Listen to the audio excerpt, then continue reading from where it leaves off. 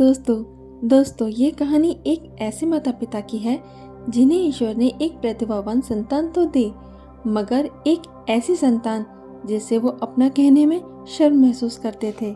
ऐसा क्या था, क्यों शर्म महसूस होती थी उन्हें? ये जानने के लिए आपको कहानी को शुरू से अंत तक सुनना होगा। तो आइए चलिए मेरे साथ सुनते हैं कहानी किन्नर। नताली नाम था उसका। 2 भाइयों के बाद पैदा हुई थी वो। बहुत ही प्यारी और मासूम, एकदम गुड़िया जैसी थी नताली। नताली के पापा का नाम प्रकाश सरीन था और माँ का नाम हरप्रीत था।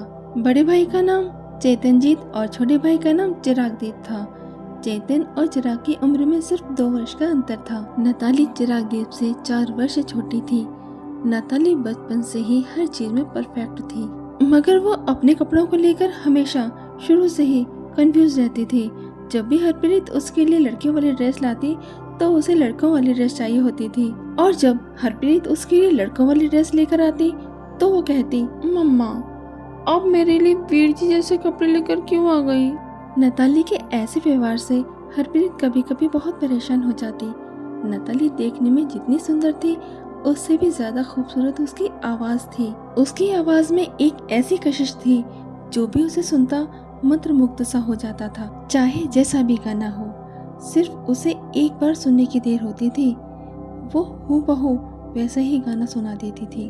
उसके गुलाबी होठ ऐसे जैसे गुलाब की पंखुड़ी, आंखें तो ऐसी थी जो देखता वो यही कहता, हिरनी की आंखों से भी सुंदर है तुम्हारी ये आंखें। हेजल ब्राउन कलर की बड़ी बड़ी कटीली आंखें किसी को भी अपना दीवाना बना सकती थी। तांबे जैसा उसका रंग, लंबी सुराहीदार गर्दन और पतली कमर, उस पर भी उसकी लंबी और काली चोटी नागिन की तरह बल खाती थी। उसकी सुंदरता को देखकर कुछ लोग हरप्रीत से कहते, ये तो पक्का मुंबई जाएगी, देखना एक दिन टॉप की हीरोइन बनेगी।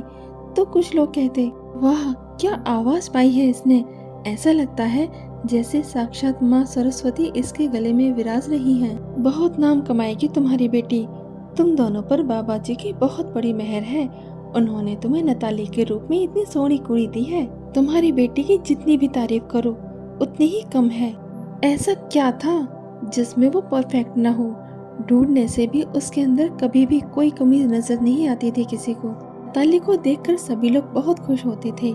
वहीं कुछ लोग ऐसे भी थे जो मन ही मन हरप्रीत और प्रकाश की किस्मत को कोसते थे। वो लोग कहते, भगवान जाने ऐसा कौन सा पुण्य किया है इन दोनों ने, कितनी अच्छी किस्मत है इनकी, कितनी सुंदर बेटी दी है भगवान ने इन्हें। ऐसा लगता है सारी कृपा इन्हीं लोगों पर बरसा दी भगवान जी ने।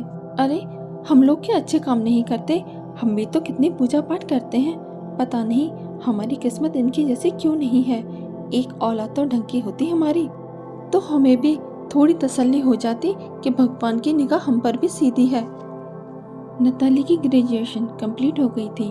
उसने प्रकाश से कहा, पापा जी मुझे अभी और पढ़ना है। उसकी बात सुनकर प्रकाश सोच में पड़ गया। उसने नताली को कोई जवाब नहीं दिया। कारण था उसके अपने रिश्तेदार जो आए दिन उसे याद दिलाते रहते थे, नताली अब बड़ी हो गई है, उसके लिए कोई अच्छा सा लड़का देखो। ऐसा कोई भी दिन नहीं जाता था जिसे नताली के लिए रिश्ता ना आता हो, मगर प्रकाश और हरप्रीत हर रिश्ते को साफ मना कर दिया करते थे। अपनी आगे की पढ़ाई की इच्छा को उसने हरप्रीत से भी कहा। हरप्रीत ने उसे बहुत प्यार से समझा दिया कि अब बस जितना पढ़ना था पढ़ ली, इससे ज्यादा की जरूरत नहीं है तुम्हें। बेचारी नताली मन मार कर रह गई। पढ़ाई की तो वो समझ गई थी कि इस छोटे से शहर में रहकर वो कुछ नहीं कर पाएगी और शहर से बाहर उसे कोई जाने नहीं देगा। बचपन से ही हरप्रीत ने उसे कभी भी अकेला नहीं छोड़ा था, हमेशा उसकी परछाई बनकर उसके साथ चली थी। यहाँ तक कि हरप्रीत ने उसे सख्त हिदायत दे रखी थी कि तू कहीं भी अकेले में किसी से कोई बात नहीं करेगी। नताली को सबसे बातें करना, उनके पास बैठकर उनसे हंसी मजाक करना बहुत अच्छा लगता था, मगर हरप्रीत उसे हमेशा किसी न किसी काम में उलझाए रखती थी। नताली के दोनों भाइयों की शादी हो गई थी। अपनी दोनों भाभियों के पास बैठकर वो 2 पल भी सुकून से बातें नहीं कर सकती थी। हरप्रीत उसे जाने ही नहीं देती थी। कभी कभी नताली इस बात को लेकर उसे शिकायत भी करती थी, मम्मा आप मुझे बाहर तो किसी से मिलने नहीं देती हो, मगर घर में बरजाई जी से भी बात नहीं करने देती हो। ऐसा क्यों करती हो मम्मा आप? मम्मा, सभी लोग मेरी कितनी तारीफ करते हैं, कहते हैं नताली कितना अच्छा गाती है। मम्मा, अगर आप नहीं चाहती हो कि मैं किसी से बातें करूं तो ठीक है, नहीं करूंगी मैं आपसे किसी से भी बात। लेकिन मम्मा, क्या आप मेरी एक इच्छा पूरी कर सकते हो? मम्मा, सभी को मेरा गाना कितना अच्छा लगता है। सब कहते हैं मेरी आवाज़ बहुत अच्छी है। मम्मा, मैं भी सिंगिंग कंपटीशन में जाना चाहती हूँ। मैं आपसे प्रॉमिस करती हूँ, वहाँ से मैं जीत कर ही आऊँगी। प्लीज़ जाने दो ना मम्मा, प्लीज़ मेरी प्यारी मम्मा, जाने दो ना प्लीज़। नताली हरप्रीत का हाथ पकड़कर किसी छोटे से बच्चे की तरह जिद करने लगी। अचानक हरप्रीत ने उसका हाथ झटकते हुए कहा, कहीं नहीं जाएगी तू, समझी? दिन में सपने देखना बंद कर। बाहर के लोगों से नताली को जितना अपनापन और प्यार मिलता था, उतना ही उसे अपने परिवार में परायापन महसूस होता था। उसे समझ नहीं आता था कि उसके अंदर ऐसी कौन सी कमी है जो उसके माँ बाप उसके साथ ऐसा व्यवहार करते हैं। एक दिन जब उससे रहा नहीं गया तो उसने हरप्रीत से पूछ ही लिया, मम्मा, क्या मैं आपकी सगी बेटी नहीं हूँ? हरप्रीत ने कहा, ये तो कैसी बहकी बहकी बातें कर रही है, तुझे किसने बोला ये सब? नताली ने कहा, किसी ने भी नहीं बोला मम्मा, बस मैंने ऐसे ही पूछ लिया। मुझे ऐसा लगता है जैसे आप लोग मुझे पसंद नहीं करते। बाहर तो सब लोग मुझे बोलते हैं कि तू बाबा जी का बहुत बड़ा आशीर्वाद है, मगर जब मैं आप लोगों का व्यवहार देखती हूँ तो ऐसा लगता है जैसे आप लोग मुझे झेल रहे हो। मम्मा, ऐसा लगता है मैं आपके लिए दुआ नहीं बद्दुआ हूँ। बोलो ना मम्मा, आज मुझे जवाब चाहिए। आप लोग मेरे साथ ऐसा व्यवहार क्यों करते हो? ऐसा मैंने क्या कर दिया जिसकी वजह से आप मुझसे अभी तक नाराज हो? नताली उससे सवाल पर सवाल किए जा रही थी और हरप्रीत किसी बेजान मूर्ति की तरह चुपचाप बैठी थी। हरप्रीत का दिमाग सुन्न सा हो गया था। क्या जवाब देती वो नताली के सवालों का? उससे कैसे कहे कि वो ना तो उसकी बेटी है और ना ही बेटा, और ना ही वो कोई बाबा जी का आशीर्वाद है। वो तो एक ऐसी बदुआ है जिससे उसके घर के मान सम्मान को ग्रहण लग चुका है। जिस दिन नताली की सच्चाई दुनिया के सामने आएगी, हे भगवान, उस दिन क्या होगा? हरप्रीत अपने विचारों के गहरे समुद्र में खो गई थी और नताली उसे जोर जोर से झकझोर रही थी। मम्मा, मम्मा, मम्मा, मम्मा, मम्मा, आप चुप क्यों हो? बोलो ना मम्मा, कुछ तो बोलो। हरप्रीत ने तो जैसे मौन धारण कर लिया था। वो कुछ भी बोल नहीं रही थी, बस आंखें फाड़ फाड़ कर लगातार नताली को देखे जा रही थी। तभी प्रकाश वहां आ गया। उसने नताली की सारी बातें सुन ली थी। अंदर आकर उसने नताली से कहा, तुम क्या सुनना चाहती हो? तुम्हारी माँ में इतनी हिम्मत नहीं है कि वो तुम्हें तुम्हारी सच्चाई बता सके। अरे, जो औरत आज तक खुद तुम्हारी सच्चाई स्वीकार नहीं कर पाई, वो तुमसे कैसे कह दे कि तुम। इतना बोलकर वो चुप हो गया। अब तो नताली के सब्र का बांध टूट चुका था। उसे अच्छी तरह से यकीन हो गया कि जरूर कोई बहुत बड़ी बात है जो ये लोग मुझसे छुपा रहे हैं। उसने प्रकाश का हाथ पकड़कर अपने सिर पर रखा और कहा, पापा जी, आपको रब्दा वास्ता, आपको सौं है मेरी, आज मुझसे आप कुछ भी नहीं छुपाएंगे। जो कुछ भी है, जैसी भी सच्चाई है मेरे बारे में, मुझे जाननी है पापा जी, बताइए पापा जी। प्रकाश ने धीरे से अपना हाथ नताली के हाथ से अलग किया। नीचे निगाह करके वो हरप्रीत के पास आया। उसने अपना हाथ हरप्रीत के कंधे पर रखते हुए कहा, प्रीत, हम कब तक इससे छुपाएंगे इसकी सच्चाई को? जो भी है, जैसी भी है, आखिर है तो हमारा ही अपना खून ना। उठ जा प्रीत, आज तुझे हिम्मत दिखानी होगी। ये जैसी भी है, इसमें इसका तो कोई दोष नहीं, रब की जैसी मर्जी। हम इसे कब तक अंधेरे में रखेंगे, कब तक इसे छुपाएंगे? उठ जा प्रीत, नताली के सभी सवालों का जवाब दे दे। उसे पूरा हक है अपनी सच्चाई जानने का। प्रकाश की बातें सुनकर नताली का दिल जोर जोर से धड़कने लगा था। उसे ऐसा लग रहा था जैसे उसके अंदर बैठकर कोई जोर जोर से नगाड़े बजा रहा है। प्रकाश ने हरप्रीत को समझाया, उसे बहुत हिम्मत दी और खुद आंखों में आंसू भरकर बाहर चला गया। हरप्रीत ने नताली को अपने पास बुलाकर बैठाया। सूनी आंखों से उसने नताली की तरफ देखते हुए उससे कहा, तू हमारी ही औलाद है।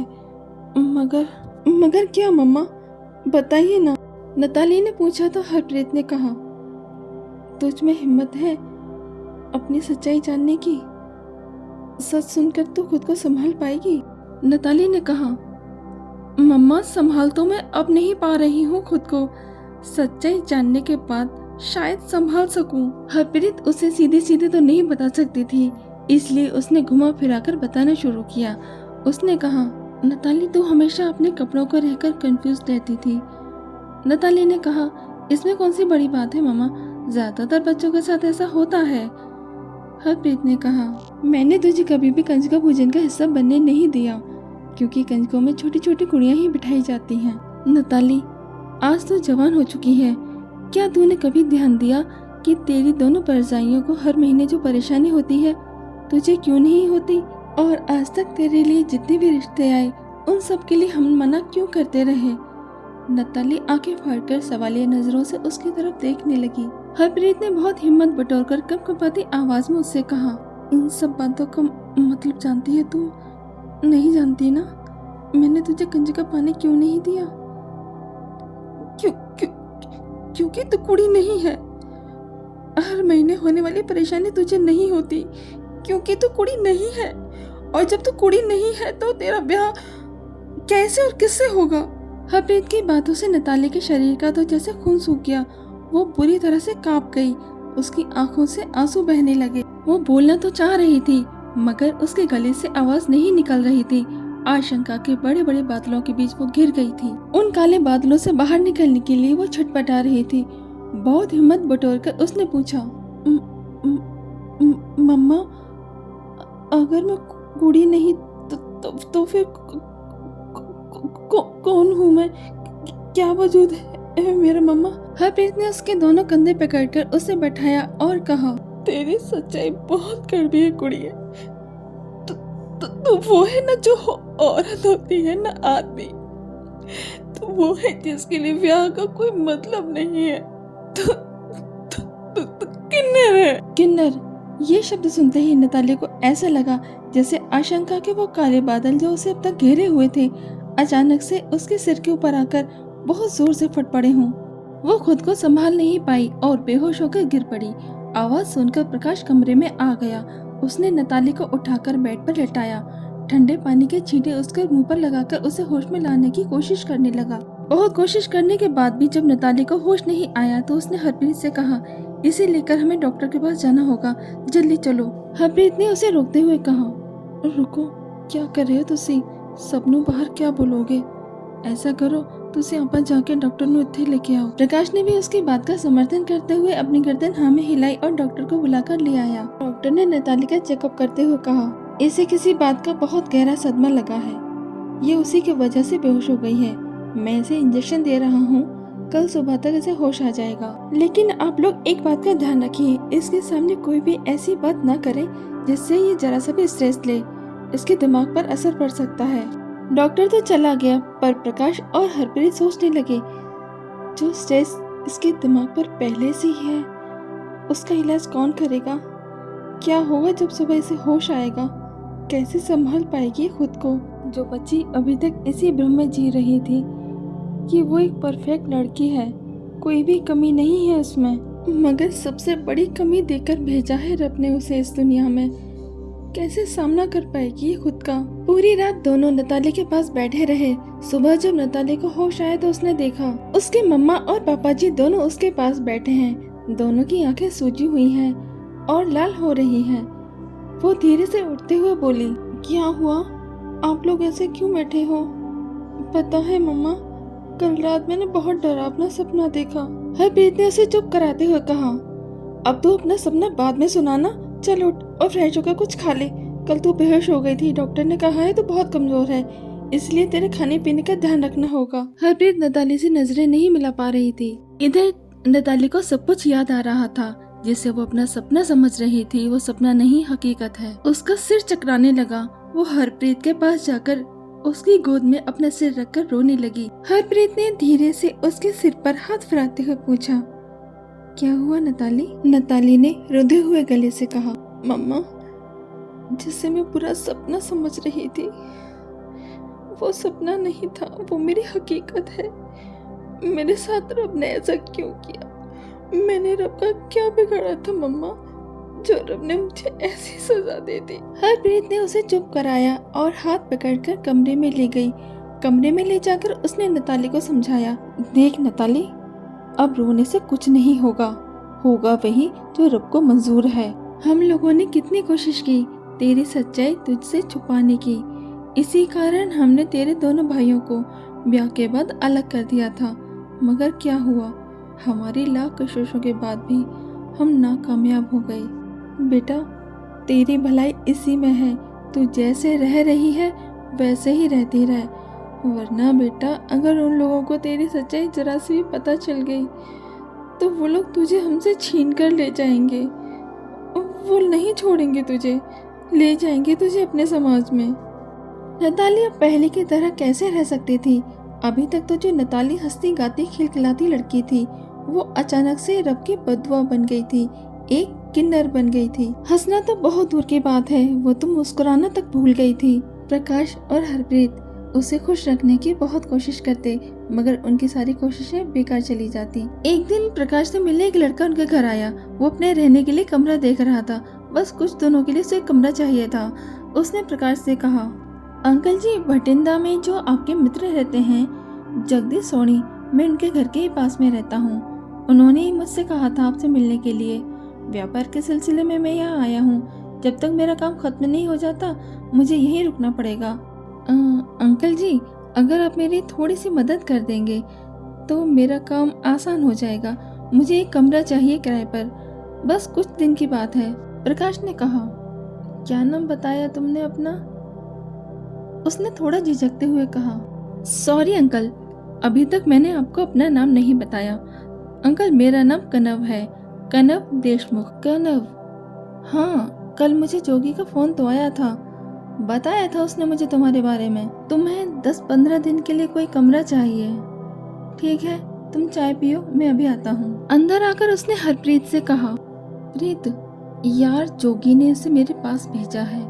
ये बेचारा बंदा बहुत उम्मीद लेकर यहाँ आया है, तो मैं क्या सोच रहा था कि अपना जो स्टोर रूम के पास वाला वो छोटा सा कमरा है, वैसे भी बंद पड़ा रहता है, अब कुछ ही दिनों की तो बात है, रह लेगा बेचारा। और तुझे टेंशन ना ले प्रीत, मैं उसे साफ मना कर दूंगा कि घर में इधर उधर ताका झाकी ना करे और खाना पीना सब बाहर से खा कर आए। और अगर तू फिर भी राजी ना हो तो मैं हुणे इनकार किए देता। हरप्रीत ने मुस्कुराते हुए कहा, बस हो गए तुम्हारी नौटंकी चालू। जे आप भी जानते हो कि जोगिंदर पाजी के कितने एहसान है हम पर, तो इसका मतलब यह है कि उसे हाँ बोल दूं। हरप्रीत के हाँ कहने पर कनव उन लोगों के साथ रहने लगा। वो सुबह जल्दी चला जाता और रात को आकर सीधा अपने कमरे में जाकर सो जाता। एक दिन उसकी नजर नताली पर पड़ी। उसे देखते ही वो जैसे मंत्रमुग्ध सा हो गया। वो अपनी पलकें झपकाना भूल गया। पहली ही नजर में वो उसे अपना दिल दे बैठा। अब तो रोज का यही नियम हो गया था कनव का, जब तक वो नताली को एक नजर देख नहीं लेता उसे चैन नहीं आता था। कनव नताली से मन ही मन प्यार करने लगा था। वो उसे अपनी जिंदगी में शामिल करना चाहता था, मगर समझता थी कि जिस इंसान ने उसे रहने के लिए जगह दी वो उसी से कैसे कह दे कि मैं आपकी बेटी से शादी करना चाहता हूँ। बहुत सोचने के बाद उसने फैसला किया, जो होगा देखा जाएगा, ज्यादा से ज्यादा क्या होगा, 2-4 बातें सुनाकर घर से बाहर निकाल दिया जाऊंगा, और अगर मान गए तो फिर तो मेरे सपनों की रानी मेरे साथ होगी, जिसका मैं अभी तक दूर से ही दीदार करता चला आया हूँ। वो मेरे पास मेरी बाहों में होगी।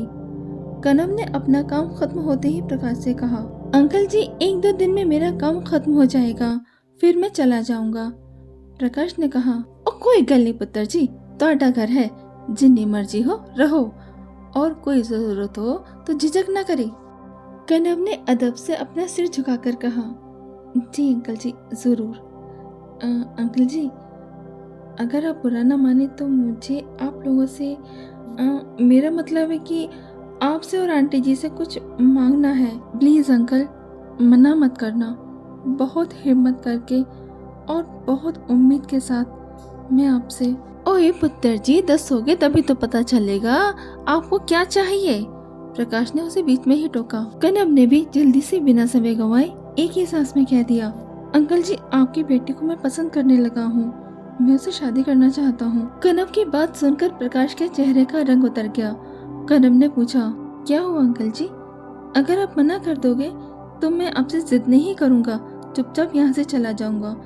हाँ, मगर एक वादा आपसे ज़रूर करके जाऊँगा, वो ये कि आपकी बेटी के सिवा मैं किसी और के बारे में सोच भी नहीं सकता। उसकी बातें सुनकर प्रकाश की आंखें भर आईं। उसने कनव के कंधे पर हाथ रखते हुए कहा, पुत्र जी, ऐसे कौन से माँ बाप होंगे जो अपनी बेटी को डोली में बिठाकर उसे विदा करना ना चाहेंगे, मगर हमारी तकदीर में ये सब नहीं लिखा रब ने। कनव ने कहा, मैं समझा नहीं अंकल जी। प्रकाश ने कहा, अंदर आओ, बताता हूँ। प्रकाश ने आवाज देकर हरप्रीत को बुलाया और सारी बातें उसे बता दी। सारी बातें सुनने के बाद हरप्रीत का रिएक्शन भी वैसा ही था जैसा प्रकाश का था। उन दोनों को परेशान देखकर करम ने पूछा, क्या नताली को कोई ऐसी बीमारी है जिसका आप लोग इलाज नहीं करवा पा रहे? अगर ऐसी बात है तो आप लोग टेंशन मत लीजिए, मैं दुनिया के बेस्ट से बेस्ट डॉक्टर से उसका इलाज कराऊंगा। हरप्रीत ने कहा, बेटा जी, नताली की बीमारी का इलाज दुनिया के किसी भी डॉक्टर के पास नहीं है। हमारी सलाह मानो, नताली को भूल जाओ, उसका ख्याल अपने दिल से निकालकर कोई अच्छी सी सोनी कुड़ी देखकर ब्याह कर लो। कनव ने कहा, आंटी जी, नताली तो अब मेरे दिल में बस चुकी है, किसी और के लिए अब वहाँ जगह नहीं है। नताली जैसी भी है मुझे हर रूप में स्वीकार है। प्रकाश ने कहा, पुत्र जी, आप नताली की सच्चाई नहीं जानते। जब आपको उसकी सच्चाई पता चलेगी तो आप भी इससे आगे के शब्द वो बोल नहीं पाया। कनव ने कहा, आप लोग मुझे साफ साफ बताइए, आखिर बात क्या है? हरप्रीत ने दिल पर पत्थर रखकर कहा, बेटा जी, नताली आपको पत्नी का सुख कभी नहीं दे पाएगी, क्योंकि वो आप लोग ऐसे पहेलियां क्यों बुझा रहे हो? जो भी है उसे क्लियर क्यों नहीं कर देते? प्रकाश ने कनव का हाथ अपने सिर पर रखते हुए कहा, पुत्र जी, आपको सौं है हमारी, ये बात यहाँ से बाहर नहीं जानी चाहिए, आप किसी को नहीं बताओगे। कनव ने प्रकाश के हाथ को अपने हाथ में रखते हुए कहा, मैं प्रॉमिस करता हूँ, आप दोनों से यहाँ जो भी बात होगी वो मरते दम तक मेरे सीने में दफन रहेगी। मैं विश्वास दिलाता हूँ आपको। अब बताइए क्या बात है? प्रकाश ने अपनी निगाह नीचे करते हुए कहा, नताली सामान्य लड़की नहीं है, वो किन्नर है। प्रकाश ने लंबी सांस छोड़ते हुए अपना चेहरा दोनों हाथों से ढक लिया।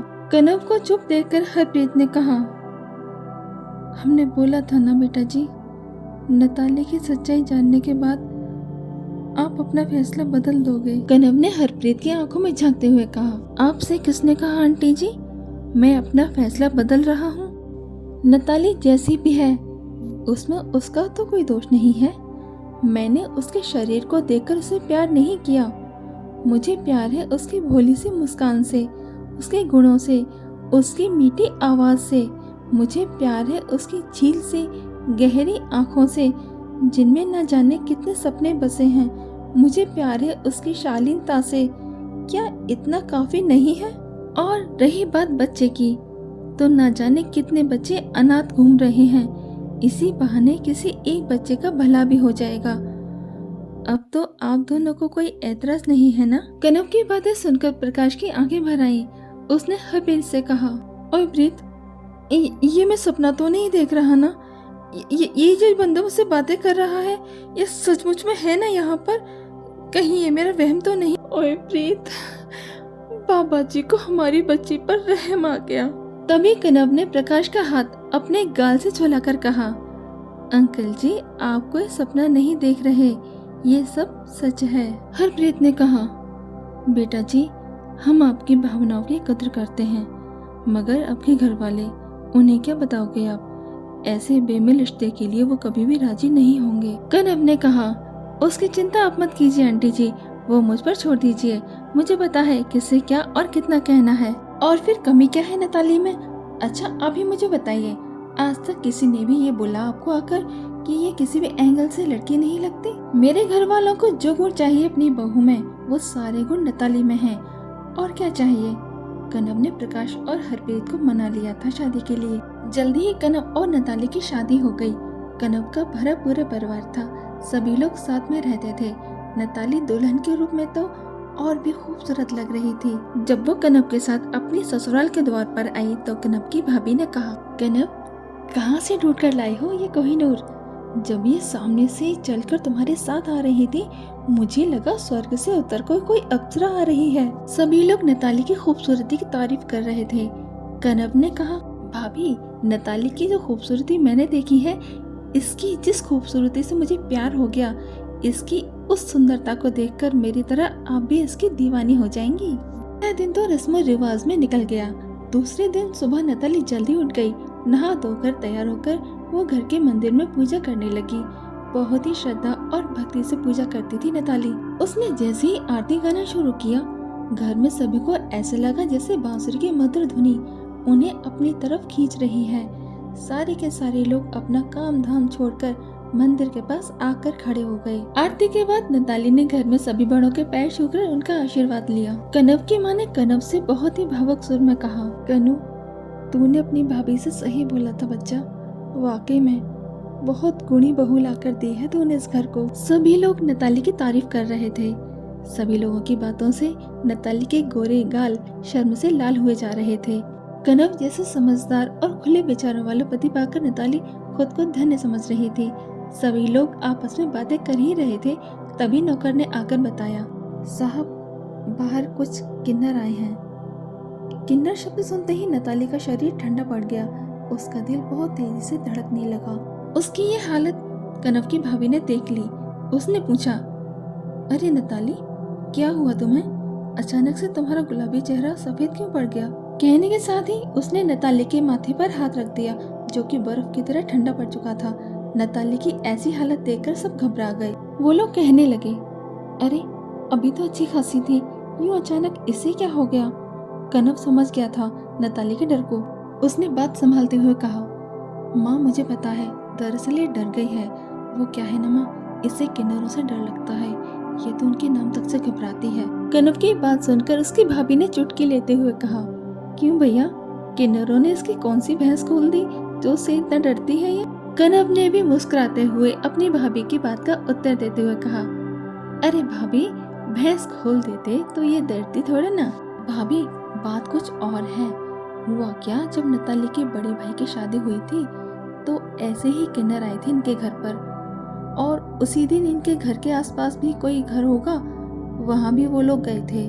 और भाभी उस समय ये बाजार से आ रही थी, इसने वो सीन अपनी आंखों से देख लिया। भाभी ने पूछा, कौन सा सीन भैया? तो करब ने कहा, भाभी देखी ना बेचारी की हालत, मैं इसे कमरे में लेकर जाता हूँ, तब तक आप लोग बाहर से जो मेहमान आए हैं उन्हें देख लीजिए, बताता हूँ बाद में आपको सारी बातें। माँ ने कहा, हाँ हाँ बेटा ले जा नताली को। कनव नताली को कमरे में लेकर आ गया। उसने बहुत प्यार से नताली के सिर पर हाथ फिराते हुए कहा, नताली इस घर में तुम मेरी जिम्मेदारी हो, मैं तुम पर कोई भी आँच आने नहीं दूंगा। अब तुम आराम करो और मैं जैसा कहता हूँ वैसा ही करना, तुम टेंशन मत लो, मैं सब ठीक कर दूंगा। नताली को कमरे में लेटाकर कनव बाहर आ गया। किन्नरों ने कहा, बेटे और बहू को बाहर बुलाओ, हम उन्हें दुआ देंगे। तभी कनव ने कहा, बेटा तो आपके सामने हाजिर है, मगर बहू तो अभी नहीं आ सकती। वो क्या है ना, कल पूरी रात सो नहीं पाई तो अभी थोड़ी देर पहले ही सोई है। कनव की बात सुनकर किन्नर शरारती नजरों से उसे देखकर मुस्कुराने लगे। कनव ने उनकी आंखों की भाषा पढ़ ली थी। उसने कहा, अरे वो कल रात को उसे बुखार आ गया था और दवा उस समय मेरे पास नहीं थी, इसीलिए अभी थोड़ी देर पहले ही मैंने उसे दवा लाकर खिलाई है। अब वो सही है और सो रही है, जगाना सही नहीं होगा ना। किन्नरों ने कहा, चलो कोई बात नहीं, हम उसे यहीं से आशीर्वाद दिए देते हैं। किन्नर चले गए तो कनव की जान में जान आई। नताली के व्यवहार से सभी लोग बहुत खुश थे। कनव अच्छी तरह से जानता था कि औरतों को कौन सी परेशानी कब होती है, उस परेशानी में उनका कैसा व्यवहार होता है। उसने उसी तरह से नताली को सब कुछ समझा दिया था। उसने कहा, नताली तुम्हें हमारे प्यार की खातिर इस छोटी सी एक्टिंग करनी पड़ेगी। नताली, मैं नहीं चाहता तुम्हारी कोई भी वजह इन लोगों के शक का कारण बने। नताली ने कहा, कनब, ये मेरे लिए बहुत मुश्किल है, मगर फिर भी मैं ये करूँगी। साल में सिर्फ 12 ही बार तो झूठ बोलना है मुझे। कनब ने कहा, ये झूठ तुम्हें मेरी भलाई के लिए बोलना है, और वैसे भी बड़े बुजुर्ग कहते हैं किसी की भलाई के लिए बोला गया झूठ झूठ नहीं होता। कनब ने उसे पीछे से अपनी बाहों में भरते हुए कहा, समय तो जैसे पंख लगाकर उड़ जाता है। उन दोनों की शादी को 2 साल हो गए।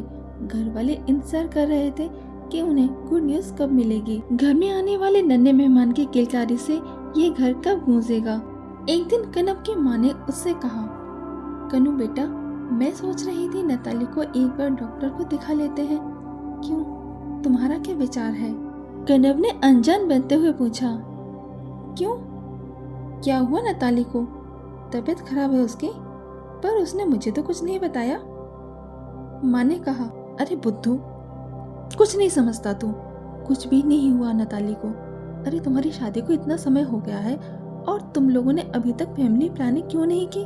कनब ने कहा, माँ, इतनी भी क्या जल्दी है, कर लेंगे फैमिली प्लानिंग। माँ ने पूछा, मगर कब तक इंतजार करें हम? कनब ने कहा, माँ, अभी तो हम खुद बच्चे हैं, कम से कम 4-5 साल तो रुक जाओ। कनब की बात सुनकर सभी लोग उसे गुस्से से घूरने लगे। कनब ने कहा, अरे यार, बच्चे की जान लोगे क्या? आप लोग मुझे ऐसे क्यों देख रहे हो? यार, मुझे डर लग रहा है। सबने कहा, हम लोग 4-5 साल इंतजार नहीं कर सकते, बस बहुत इंतजार करा लिया तुमने। माँ ने कहा, मैं 2-3 महीने और देख रही हूँ, उसके बाद तुम दोनों को चेकअप कराना होगा। तुम्हारी एक भी नहीं सुनूंगी मैं, समझे? अरे एक बच्चा हो जाए, उसके बाद तुम जितना चाहो इंतजार करवा लेना। कनब ने कहा, पर माँ, पर कुछ नहीं, मैं कुछ नहीं जानती, जो कह दिया सो कह दिया। माँ ने अपना डिसीजन सुना दिया। कनब वहाँ से उठकर चला आया। माँ के इस फैसले से वो थोड़ा सा परेशान हो गया था। वो ये बात नताली के साथ भी शेयर नहीं कर सकता था, क्योंकि वो नताली की दुखती रग को छेड़ना नहीं चाहता था। एक बार कनब को बिजनेस के सिलसिले में 2-3 दिन के लिए कहीं बाहर जाना था। उसने नताली को सब कुछ समझा दिया और चला गया। कनब के जाने के दूसरे ही दिन नताली के पेट में अचानक से बहुत तेज दर्द उठा। दर्द पेट के निचले हिस्से में था, इसलिए माँ उसे लेडी डॉक्टर के पास लेकर गई। नताली को जरा सा भी अंदाजा नहीं था कि माँ उसे कहाँ लेकर जा रही है। उसने सोचा, पेट दर्द ही तो है, ऐसे ही किसी डॉक्टर को दिखाने ले जा रही होंगी। रास्ते में कनब का फोन नताली के पास आया। कनब ने पूछा, क्या कर रही हो? तो नताली ने उसे झूठ बोल दिया कि वो कुछ काम कर रही है। उसने कनब को नहीं बताया कि वो डॉक्टर के पास जा रही है। उसने सोचा, फिजूल में टेंशन होगी कनब को। कनब ने कहा, अच्छा नताली, मुझे अभी यहाँ कुछ दिन और लग जाएंगे, तुम घर पर बता देना। बात करके उसने फोन रख दिया। गाड़ी जैसे ही हॉस्पिटल के बाहर रुकी, हॉस्पिटल को देखते ही नताली की सांस रुक गई। बहुत मुश्किल से उसके गले से आवाज निकली। उसने कहा, माँ, ये आप मुझे यहाँ लेकर क्यों आई हो? माँ ने कहा, ये कैसा सवाल है बेटा, तुम्हारा चेकअप कराने लाई हूँ, घबराओ मत, कुछ नहीं होगा, बहुत अच्छी डॉक्टर है ये। बस ये समझ लो, ये तुम्हारी सास की बहुत अच्छी फ्रेंड बन गई है। चलो अंदर चलते हैं। नताली के तो जैसे पाँव ही जम गए थे। इस समय उसे सारे भगवान याद आ गए थे। अपने सामने उसे हॉस्पिटल की जगह फांसी घर दिखाई दे रहा था। माँ ने उसे उसका हाथ पकड़कर गाड़ी से उतारा। माँ ने कहा, बेटा थोड़ी हिम्मत कर, चल आजा, अंदर चल। नताली को ऐसा लग रहा था जैसे उसे फांसी के फंदे तक चलाकर ले जाया जा रहा है। अंदर जाकर वहाँ पर उसे सब जल्लाद नजर आ रहे थे। उसका दिमाग घूमने लगा, शरीर शून्य पड़ गया, वो चक्कर खाकर गिर पड़ी। माँ घबरा गई। नताली को उठाकर डॉक्टर के केबिन में ले जाया गया। नताली बेहोश थी। डॉक्टर ने नताली का चेकअप किया। चेकअप करते ही डॉक्टर के चेहरे का रंग उड़ गया। डॉक्टर को ऐसे देखकर माँ ने पूछा, क्या हुआ डॉक्टर, कोई टेंशन वाली बात है क्या? डॉक्टर ने अपनी आईब्रो को उंगली से सहलाते हुए कहा, देखिए, आपसे मेरे ड्रम्स घर जैसे हैं, इसलिए मैं आपसे क्या बताऊँ। डॉक्टर चुप हो गई। माँ ने कहा, क्या हुआ, अब चुप क्यों हो गई, बताइए ना क्या बात है। डॉक्टर ने कहा, अब मैं आपको क्या कहूँ। खैर चलिए, मुझे आपसे अकेले में बात करनी है। आइए अंदर चलिए, अंदर चल के बात करते हैं। नताली को होश में आने में भी कुछ घंटे लगेंगे। मैंने उसे नींद का इंजेक्शन दे दिया है। अंदर जाकर डॉक्टर ने पूछा, क्या ये शादी आपकी मर्जी से हुई थी? आपने पता किया था लड़की के बारे में शादी से पहले? माँ ने कहा, आखिर हुआ क्या है? लड़की मेरे बेटे ने पसंद की थी। उसी ने कहा था कि वो इसी से शादी करेगा, वरना वो शादी ही नहीं करेगा। और फिर नताली भी हमें पसंद आ गई थी। डॉक्टर ने कहा, शायद आप अपनी बहू की सच्चाई नहीं जानती। सच्चाई? कैसी सच्चाई? माँ ने गंभीर होते हुए पूछा। तो डॉक्टर ने कहा, सच्चाई यह है कि आपकी बहू, कैसे कहूँ, आपकी बहू एक किन्नर है। क्या? कनव की माँ का मुंह खुला का खुला रह गया। ये आप क्या कह रही हैं? ऐसा कैसे हो सकता है? जरूर आपको कोई गलतफहमी हुई है। दोबारा चेक कीजिए आप। डॉक्टर ने कहा, देखिए मिसेस देशमुख, मैंने अच्छे से चेक करके ही आपको बताया है। अगर आप चाहें तो किसी और डॉक्टर को दिखा सकती हैं। आपसे मेरा संबंध कुछ अलग है, इसलिए मैंने आपको चुपचाप बता दिया। अब आपकी मर्जी, अब देख लीजिए आपको क्या करना है। नताली की सच्चाई जानने के बाद कनव की माँ का चेहरा गुस्से से लाल हो गया था। उन्होंने घर पर फोन करके सबको हॉस्पिटल बुलवा लिया और डॉक्टर वाली सारी बातें बता दी। अभी तक तो जो लोग नताली को प्यार भरी नजरों से देखते थे, उसका गुणगान करते नहीं थकते थे, उन सभी की नजरों में नताली के घृणा और नफरत साफ दिखाई दे रही थी। कनव के पापा ने कहा, इसने हमारा घर अपवित्र कर दिया। घर जाकर सबसे पहले पूरे घर को गंगा जल से शुद्ध करना पड़ेगा। कनव की माँ ने पूछा, वो तो ठीक है, मगर अब इसका क्या करें? मिस्टर देशमुख ने कहा, सर का ताज सर पर ही अच्छा लगता है और पैरों की चप्पल घर के बाहर ही शोभा देती है। मैंने इंतजाम कर दिया है इसको इसकी सही जगह पहुंचाने का। वो लोग आते ही होंगे, बेहोशी की हालत में वो उसे आराम से ले जाएंगे। उस समय नताली के लिए सभी की आंखों में नफरत और चेहरे पर एक कुटिल मुस्कान थी। थोड़ी सी ही देर में एक बड़ी सी गाड़ी आई और नताली को लेकर चली गई। घर आकर सभी ने खुद को ऐसे शुद्ध किया जैसे वो लोग किसी का क्रियाक्रम कर कर आ रहे हों। वो लोग नताली को ऐसे भूल गए जैसे कि वो उनकी जिंदगी में कभी आई ही नहीं थी। एक दिन कनवा का फोन अपनी माँ के पास आया। उसने नताली के बारे में पूछा तो माँ ने कहा, बेटा वो अपनी किसी फ्रेंड के यहाँ जाने की कहकर चली गई है। कह रही थी कि उसकी फ्रेंड कई साल बाद आई है तो वो कुछ दिन उसके साथ रहना चाहती है। कनव ने कहा, मगर माँ ऐसे अचानक वो कैसे जा सकती है? उसका फोन भी बंद आ रहा है और जाने से पहले उसने मुझसे पूछना भी जरूरी नहीं समझा। माँ ने कहा, अरे आ जाएगी, क्यों टेंशन ले रहा है? हो गया होगा फोन बंद, तो अपने काम पर ध्यान दे। माँ की बातों से कनव को महसूस हो गया था जरूर कुछ न कुछ तो हुआ है नताली के साथ, वरना माँ ऐसे लापरवाही तो कभी नहीं दिखाती नताली के लिए।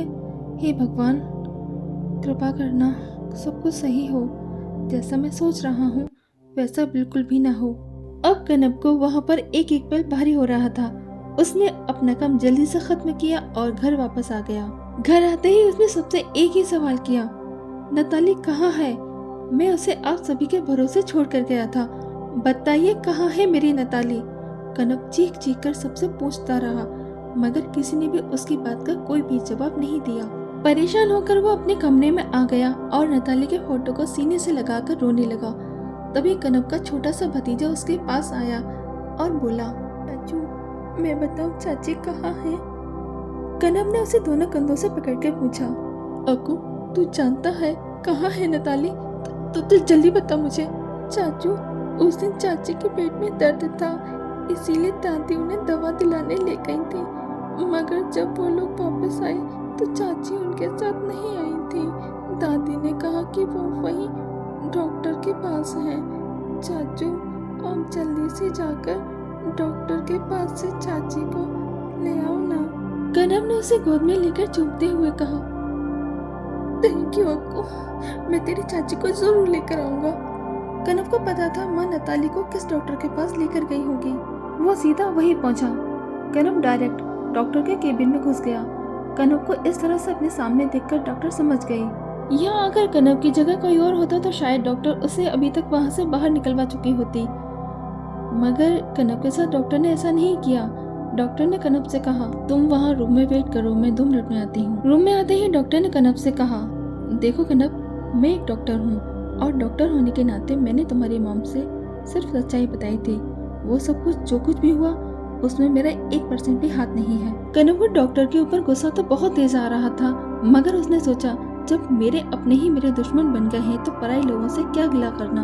उसने खुद को शांत किया और डॉक्टर से पूछा, मुझे बताइए उस दिन हुआ क्या था। डॉक्टर ने कनब को सारी बातें बता दी। कनब ने कहा, मुझे आपके हॉस्पिटल का सीसी कैमरा चेक करना है, मुझे गाड़ी का नंबर चाहिए। कनब ने हॉस्पिटल के सीसी कैमरे की रिकॉर्डिंग चेक की। उसने देखा कि कैसे वो उसकी बेहोश नताली को गाड़ी में डालकर लिए जा रहे हैं। उसने गाड़ी का नंबर नोट किया और वहाँ से चला आया। उधर वो लोग नताली को बेहोशी की हालत में अपने इलाके में लेकर आ गए थे। वहाँ पहुँचने के कुछ देर बाद उसे होश आया तो उसने खुद को चारों तरफ से एक अजीब सी औरतों से घिरा पाया। सभी औरतें उसे देखकर हंस हंस कर अजीब ढंग से ताली बजा रही थी। तभी वहाँ पर एक औरत आई जो उन सबकी सरदार थी। उसने सबको वहाँ से जाने के लिए बोला और नताली से कहा, क्या सोच रही है, यही ना कि तू यहाँ कैसे आई? तेरे ससुराल वालों ने ही तुझे यहाँ पहुँचाया है। बहुत पुण्य का काम किया है उन्होंने, भगवान उन्हें सलामत रखे। नताली ने कहा, कौन है आप लोग? मैं आपको नहीं जानती, चलिए हटिए, जाने दीजिए मुझे यहाँ से, मैं एक पल के लिए भी यहाँ नहीं रुक सकती। सरदार ने कहा, अच्छा कहाँ जाएगी तू यहाँ से निकलकर? तेरे घर वालों ने ही तो तुझे निकाला है अपने घर से। देख बीबी, हमारी बात प्यार से मान ले, हम जैसे लोगों का कोई भी माँ बाप, भाई बहन, पति, घरवार कुछ नहीं होता। ये समाज हमें इज्जत की नजरों से नहीं देखता। अब तू यहीं रह, इसी को अपना घर समझ, यहाँ रह ले और बना ले जितने रिश्ते बनाने हैं हम लोगों से। और देख बीबी, रही बात यहाँ से जाने की, तो तेरी परछाई भी यहाँ से बाहर नहीं जा सकती बिना मेरी मर्जी के। नताली ने खाना पीना सब छोड़ दिया था, मगर कोई भी इंसान कब तक भूखा रह सकता है। एक दिन सभी लोग नताली के सामने बैठकर हंसी मजाक करते हुए खाना खा रहे थे। नताली उन लोगों को खाना खाते हुए बहुत गौर से देख रही थी। तभी अचानक से वो उठी और एक किन्नर की थाली से खाना खाने लगी। ये देखकर सभी लोग जोर जोर से अजीब सी आवाजें निकालते हुए बोले, आह वाह, आखिरकार तो हमारी हो ही गई, तू शामिल हो गई हमारे समाज में। मगर उन सब की बातों का नताली पर कोई भी असर नहीं था। इस समय तो उसे सिर्फ खाना दिखाई दे रहा था। वो तो लगभग टूट पड़ी थी खाने पर। मगर जब उसकी भूख शांत हुई तब उसने अपने आसपास नजर उठाकर देखा। सभी लोग खुश होकर उसे देख रहे थे। अगली सुबह जब वो उठी तो उसने देखा कि वहाँ किसी प्रोग्राम की तैयारी चल रही थी। उसे देखकर एक किन्नर ने उसका हाथ पकड़ा और बोली, उठ गई तू, चल जल्दी से, गुरु माँ तुझे बुला रही है, कब से पूछ रही है तेरे बारे में, आज तेरा नाम रखा जाएगा। वो उसे खींचकर गुरु माँ के पास ले गई। नताली के लाख विरोध करने पर भी उसका नामकरण कर दिया गया और उसका नया नाम रखा गया करीना। करीना का मतलब होता है सुंदर, इसलिए उन लोगों ने उसका नाम करीना रखा। मगर नताली भी अपनी जिद पर अड़ी थी। वो करीना के नाम से कभी बोलती ही नहीं थी। वो तो इसी फिराक में लगी थी कि कब उसे मौका मिलेगा यहाँ से भाग निकलने का। कुछ दिन तक तो ऐसा ही चलता रहा। एक दिन गुरु माँ ने उससे कहा, करीना कल से तू भी इन सब के साथ जाएगी, समझी? बहुत दिन हो गए तुझे मुफ्त की रोटियां तोड़ते हुए। यहाँ का नियम है, जो कमाएगा वो खाएगा। गुरु माँ की बात सुनकर नताली ने भी 2 टूक में बोल दिया, तुम लोग कुछ भी कर लो, मैं ये काम बिल्कुल भी नहीं करूँगी। मैं पढ़ी लिखी हूँ, कहीं भी नौकरी करके पैसे कमा लूंगी, मगर तुम्हारी तरह घर घर जाकर ताली पीट पीट कर पैसे कमाऊं, मैं ऐसा बिल्कुल नहीं करूँगी। गुरु माँ ने कहा, देख करीना, यहाँ की सरदार मैं हूँ, इन सब के साथ साथ तेरी भी जिम्मेदारी मेरे ऊपर है। ये सब मेरा हुक्म मानती हैं, मेरी मर्जी के बिना यह पत्ता भी नहीं हिलता, समझी? जिस तरह से ये सब अपनी गुरु माँ का हुक्म मानते हैं, उसी तरह से तुझे भी मानना पड़ेगा, नहीं तो बहुत पछताएगी। गुरु माँ की बातों का नताली पर कोई भी असर नहीं हुआ। मगर गुरु माँ भी कोई कच्ची खिलाड़ी नहीं थी। वो जानती थी कि किसको कैसे काबू में करना है। उन्होंने हर वो चीज जिसे नताली इस्तेमाल करती थी बंद करवा दी।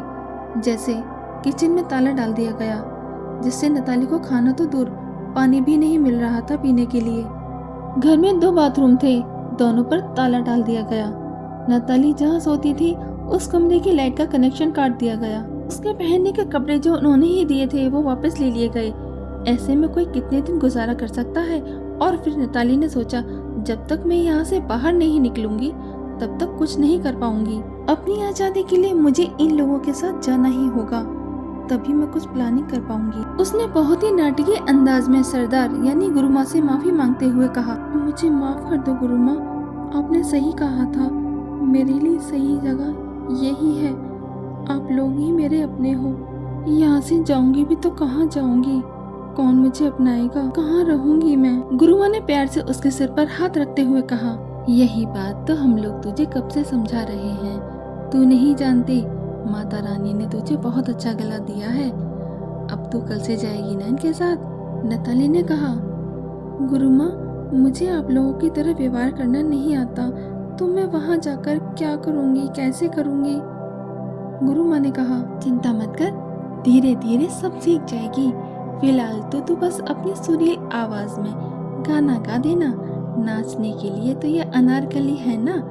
कुछ दिन इन लोगों के साथ आएगी जाएगी, इनके साथ रहेगी, सब सीख जाएगी, ये लोग तुझे परफेक्ट कर देंगे। और हाँ, एक बात और सुन ले, तूने उस दिन कहा था ना कि तू पढ़ी लिखी है, नौकरी कर सकती है, तो बेटा ये सब भी अंगूठा छाप नहीं है, सब पढ़ी लिखी हैं। मगर बेटा ये जालिम दुनिया वाले हमें अपने बराबर खड़ा नहीं देख सकते, समझी। अब जा, ये ले चाबी, जाकर तैयार हो जा, आज हम सब साथ में खाना खाएंगे, ठीक है। उधर कनव ने धीरे धीरे सब पता कर लिया था। दरअसल हुआ यूं, जिस गाड़ी से नताली को ले जाया गया था उस गाड़ी का नंबर तो उसके पास था ही। उसने सब पता कर लिया, गाड़ी का मालिक कौन है और गाड़ी कहाँ की है। नताली को ढूंढते समय कनव की मुलाकात एक किन्नर से हुई।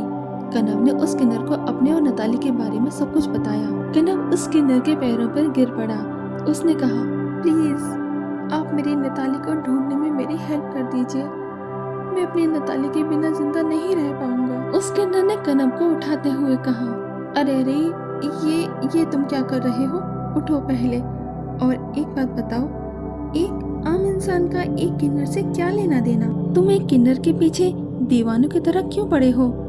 उससे तुम्हें कुछ नहीं मिलेगा।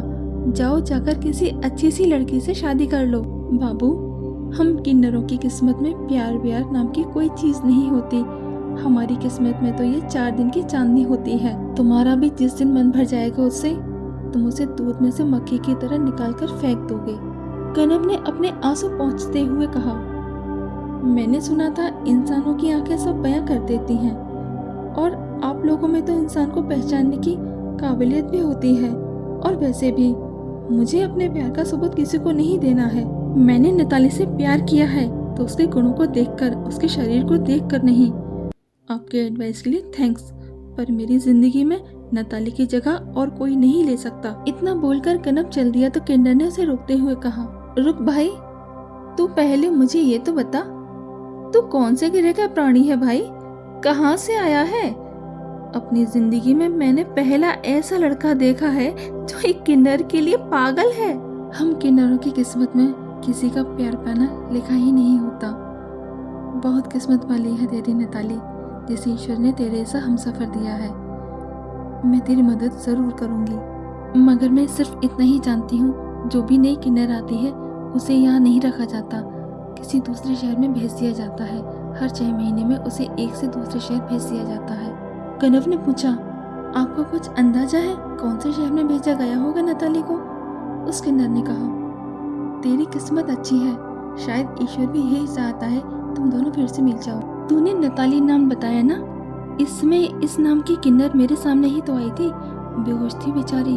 उसे देखकर कोई कह नहीं सकता कि वो एक किन्नर है। उसे यहाँ से अहमदाबाद भेजा गया है। अब आगे तेरी किस्मत है, वो अभी तक वहीं है या वहाँ से कहीं और भेज दिया गया, अब ये तुझे देखना है। अब जा, जल्दी ढूंढ ले अपनी नताली को। और सुन, एक बात का ध्यान रखना, तेरे मेरे बीच में जो भी बात हुई है उसे भूल जाना, वरना अगर किसी को भी पता चल गया ना कि मैंने तुम्हें नताली के बारे में जानकारी दी है तो वो लोग मुझे जिंदा नहीं छोड़ेंगे। करम ने कहा, टेंशन मत लो आपने मेरी इतनी हेल्प की है, मैं आप पर कोई आँचाने नहीं दूंगा, और मैं तो आपको जानता भी नहीं हूँ। अब से एक दूसरे के लिए हम अजनबी हैं। उस किन्नर को थैंक्स बोलकर कनव सीधा अहमदाबाद के लिए निकल गया। घर में उसने सबको ये कहा कि उसे नताली को ढूंढने इंदौर जाना है और फिर अगर जरूरत पड़ी तो कहीं और भी जा सकता है, इसलिए मेरे आने का वेट मत करना। अहमदाबाद में उसने एक कमरा ऐसी जगह पर लिया जो बिल्कुल एकांत में था। बहुत शांति थी वहाँ पर। उसने अपने फोन की सिम भी चेंज कर ली थी। उसने एक बार भी ये नहीं सोचा कि अगर कोई उसे फोन करेगा तो कहाँ करेगा। इस समय तो उसे बस नताली की टेंशन हो रही थी। इतने बड़े शहर में वो उसे कैसे ढूंढे। उसके पास ज्यादा टाइम भी तो नहीं था। वो सोच रहा था, उस किन्नर ने कहा था 6 महीने बाद जगह बदल दी जाती है। 3 महीने तो निकल चुके हैं, अब सिर्फ 3 महीने ही बचे हैं। क्या करूं जिससे जल्दी से जल्दी नताली तक पहुंच सकूं। तभी उसके दिमाग की बत्ती जली। सबसे पहले उसने पता किया कि शहर के अधिकतर मैरिज होम कहाँ पर हैं। इसके लिए उसने अपने साथ एक ऐसे आदमी को मिला लिया जो फ्री रहता था। फ्री मतलब उसके पास टाइम ही टाइम था। उसे तो सिर्फ रात को 2 पैग चाहिए होते थे। पैग लगाकर रात को मस्त सो जाता था। वो कनव को सारी जानकारी देता था कि आज कहाँ शादी है। कनव वहीं पहुँच जाता था। रात से सुबह सबके जाने तक वो वहीं इंतजार करता था। किन्नर तो आते, मगर उनमें उसकी नताली नहीं होती थी। कनव के हाथ से समय रेत की तरफ फिसलता जा रहा था। उसके पास सिर्फ 15 दिन शेष बचे थे और नताली का कहीं नामो निशान नहीं मिल रहा था। एक दिन वो बहुत मायूस होकर माता रानी के मंदिर में जाकर बैठ गया। सुबह से शाम तक और फिर शाम से रात हो गई, लेकिन कनव माता रानी के सामने हाथ जोड़े बैठा रहा। उसकी आंखों से लगातार आंसू बह रहे थे।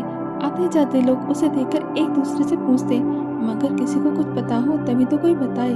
मंदिर के पुजारी जी सुबह से उसे देख रहे थे। रात को विश्राम के समय पुजारी जी ने कनव से पूछा, दीकरा શું मामलो छे?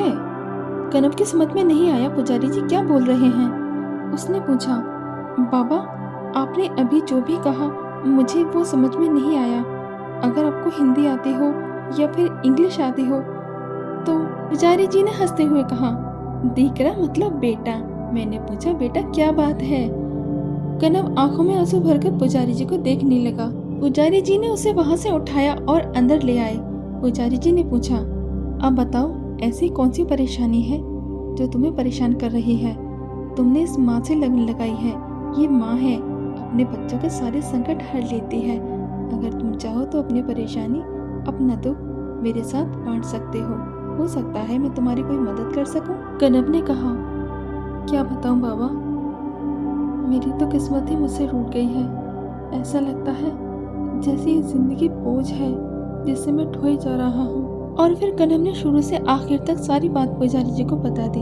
कनव की सारी बातें सुनकर पुजारी जी मुस्कुराने लगे। उन्हें मुस्कुराता हुआ देखकर कनव हैरानी से उनकी तरफ देखने लगा। पुजारी जी ने कहा, तुम सोच रहे होगे कि मैं रो रहा हूँ और ये बाबा हंस रहा है। ऐसा नहीं है, मैं तो ये सोचकर मुस्कुरा रहा हूँ कि माँ की महिमा भी कितनी महान है। माँ ने तुम्हें तुम्हारी मंजिल तक पहुँचाने का प्रबंध कर दिया है। तुम्हें क्या लगता है तुम यहाँ अपने आप ऐसे ही अपनी मर्जी से आए हो?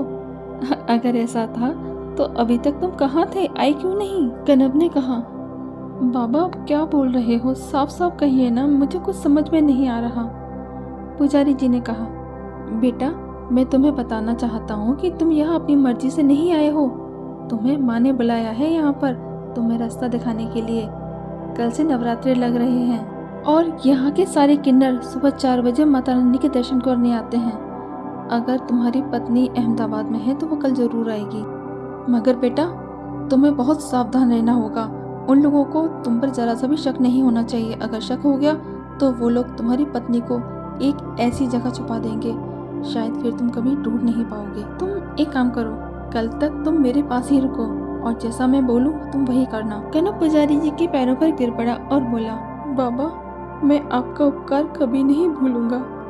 पुजारी जी ने उसे उठाते हुए कहा, पहले अपना काम तो पूरा करो, उसके बाद धन्यवाद भी दे देना। और वैसे भी सबकी करता धरता वो है, मैं तो केवल एक माध्यम हूँ। दूसरे दिन 3:30 बजे पुजारी जी कनव को लेकर आ गए। पुजारी जी ने उसे ऐसा बना दिया कि वो पहचान में ही नहीं आ रहा था। ठीक 4 बजे मंदिर के बाहर 2-3 गाड़ी आकर रुकी। उन गाड़ियों में से किन्नर बाहर आए। सबके हाथों में माता रानी का श्रृंगार का सामान था। उन्होंने वो सारा सामान पुजारी जी को देते हुए कहा, हम साल में केवल एक बार ही आते हैं इस मंदिर में और हर बार नाचते हैं गाते हैं। इस बार भी ऐसा ही करेंगे, मगर इस बार थोड़ा अलग होगा। पुजारी जी ने कहा, देखिए आप लोगों को जो भी करना है जल्दी कीजिए, क्योंकि आपको तो पता है ना 4:30 बजे के बाद और भी लोग हैं आप ही की तरह, वो भी आएंगे। पूरे अहमदाबाद में बस एक यही तो मंदिर ऐसा है जहाँ नवरात्रों में आम इंसान नहीं आता, क्योंकि सब जानते हैं इन दिनों में अब लोगों की पूजा चलती है। उन लोगों ने कहा, आप चिंता मत कीजिए, आप तो बस आनंद लीजिए पुजारी जी। इस बार हम मंदिर में ऐसा समा बांधेंगे, सब देखते रह जाएंगे। सभी किन्नरों ने अपनी अपनी पोजीशन ले ली। तभी एक किन्नर ने दूसरे किन्नर से कहा, तुम जाओ और जाकर गुरु माँ से कह दो पूजा की सारी तैयारी हो चुकी है, करीना को लेकर वो आ जाएं। गुरु माँ करीना के साथ मंदिर में आ गई। उनके हाथों में एक बड़ा सा थाल था जिसमें सोने की ज्वेलरी रखी थी। गुरु माँ ने ज्वेलरी के थाल से करीना का हाथ लगवाकर पुजारी जी को देते हुए कहा, ये लीजिए पुजारी जी, माता रानी ने जो हमें ये हीरा दिया है उसके लिए हम माता रानी का धन्यवाद करना चाहते हैं। ये माता रानी को हमारी तरफ से चढ़ा देना। पुजारी जी ने करीना की तरफ देखा। उसे देखकर वो सोचने लगे, जैसा कनब ने बताया था ये बिल्कुल वैसी ही है, मगर इसका नाम तो उसने कुछ और बताया था। पुजारी जी को सोच में मग्न देखकर गुरु माँ ने कहा, क्या सोच रहे हो पुजारी जी, हमारी करीना हीरा नहीं बल्कि कोहिनूर है, कोहिनूर। अभी तो आपने इसका कमाल देखा ही कहाँ है। फिर गुरु माँ ने करीना के कंधे पर हाथ रखकर कहा, चल आजा बेटा, आज ढोलक मैं बजाऊंगी और तू गाएगी। गुरु माँ ने ढोलक पर थाप दी और करीना ने सुर लगाया। वो आंखें बंद करके भगवान का भजन गा रही थी। सारा माहौल भक्तिमय हो गया था। नताली की आवाज में जादू ही ऐसा था। अब तो पुजारी जी को पक्का यकीन हो गया। वो अंदर गए जहाँ पर कनब बैठा था।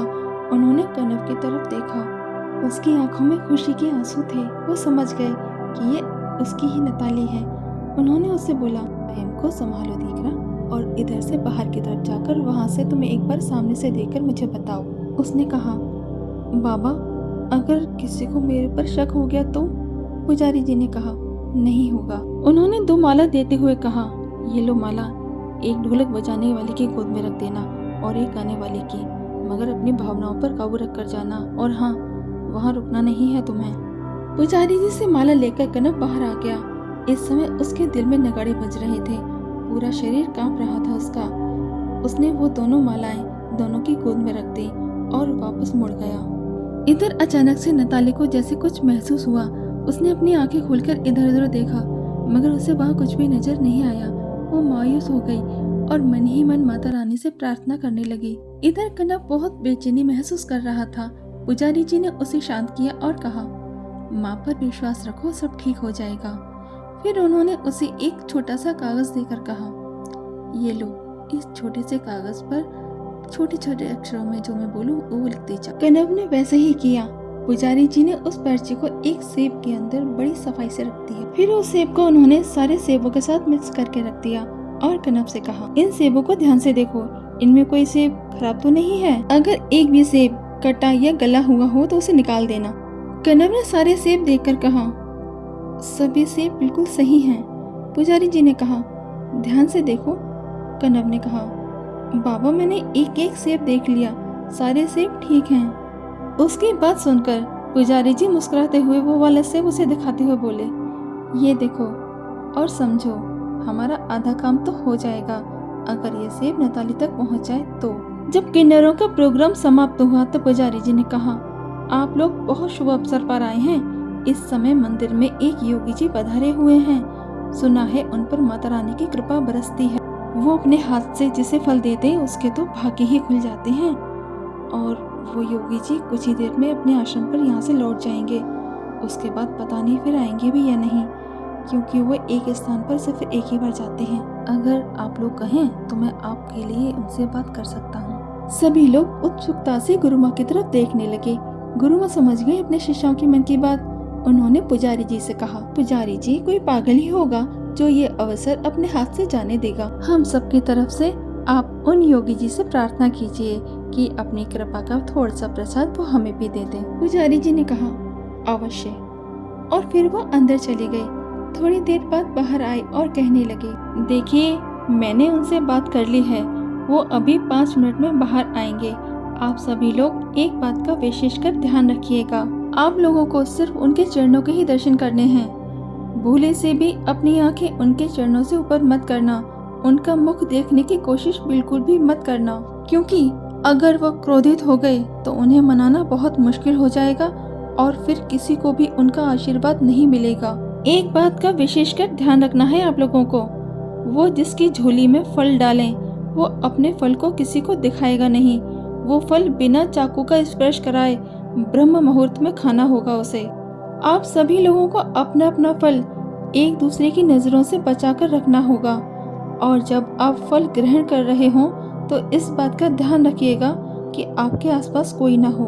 सभी लोगों ने हाथ जोड़कर अपनी सहमति दे दी और अपनी आंखें नीचे करके हाथ जोड़कर बैठ गए। थोड़ी ही देर में कनब बाहर आया और एक एक करके सेब सबकी झोली में डालने लगा। वो जैसे ही नताली के पास आया, नताली के दिल की धड़कन बढ़ गई। वो इन पैरों को अच्छे से पहचानती थी। उसने धीरे से निगाह ऊपर की। कनब ने आंखों के इशारे से उसे सब कुछ समझा दिया और आगे बढ़ गया। सभी लोग अपना अपना फल लेकर खुशी खुशी वापस आ गई। आज पहली बार उनकी करीना खुश नजर आ रही थी।